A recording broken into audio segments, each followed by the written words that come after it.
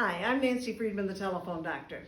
For years, I've had requests from people saying, hey, I like your videos, but we need something on irate callers, or we need something on attitude, or we need something on listening skills. And so I get my topics that you want, and we involve ourselves and give you the telephone doctor mentality and tips and everything that are on our online platform, www. I'm not supposed to say that. We can just say service skills with an S, serviceskills.com. And if you haven't seen serviceskills.com, I do encourage you to take a peek at it. It's a boutique online platform, but I'm not here to sell that to you. I'm here to explain to the people who have never worked from home, which is a large majority of our clients' workforce. They've always gone to a building in an office with an elevator with the windows, a lot of people around, and it's going to be different for a while. Not forever, but different.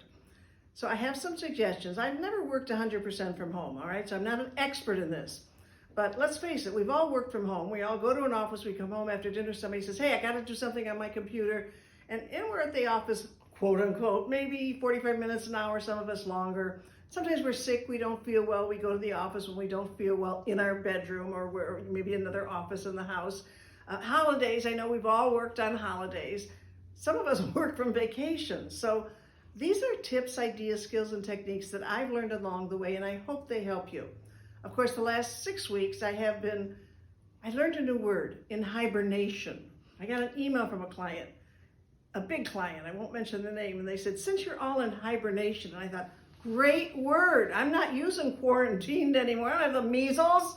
I've been in hibernation. Dick and I have been in hibernation. So let's stick with that word. While we're in hibernation, I am going to share some techniques. And the first thing I learned about working from home, if you're starting in the morning, is get dressed.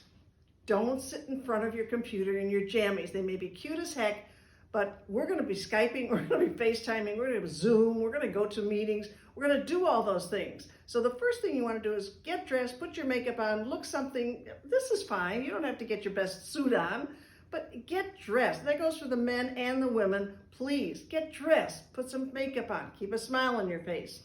The second most important thing about working from home, no matter what you're going through, is your attitude, right? Your attitude. And I need to talk about attitude versus mood, because there is a huge difference.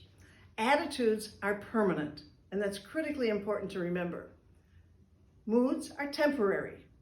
Now, I happen to have, or believe I have, or actually I know I have a pretty good attitude about life. And somebody said to me one time, well, Nancy, don't you ever get in a bad mood? Well, of course I do. Who has not ever been in a bad mood? We get in bad moods. But I will tell you, that people with a better attitude, a good attitude, get out of the bad moods quicker. You see, we don't want to step in it. We don't want to smell it. We don't want to be near anything that's negative. Negative words, negative people. A long time ago, Dick and I decided we were going to remove negative things from our life, things that we were responsible for. We don't talk negatively to each other. We don't talk negatively to our kids. We don't use negative words. And the people that surrounded us, the friends we had, if they were negative, we stopped going out with them. And we don't have a lot of friends. No, we do. But the negative ones we've removed. So get dressed, get up, have a cup of coffee, eat breakfast, put some makeup on, put the smile on, and then get your attitude in gear, then go to work. And if it's after 9 o'clock, if it's 9:30, 10 o'clock, so be it. These are uncharted territories, uncharted waters, whatever you want to call them. And while we're in hibernation, we have a few advantages. Now, many of us have an office in their home, and so yes, I went out and bought a very comfortable chair and I got a nice computer.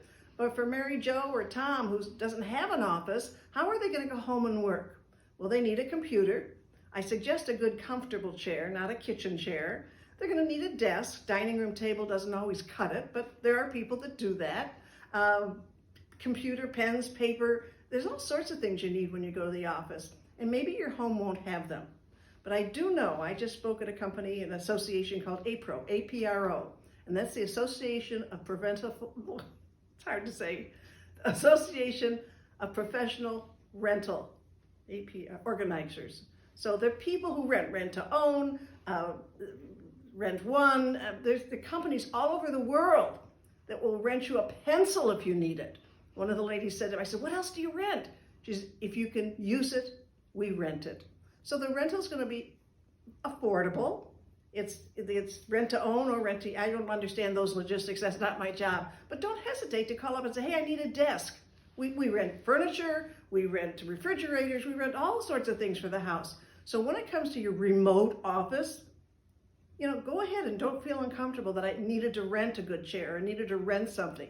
That's part of working from home, having good materials. There are a few advantages. Comes lunch, you can go whatever time you want. You don't have to worry about what time he's going, she's going. You take lunch whenever you want it, all right?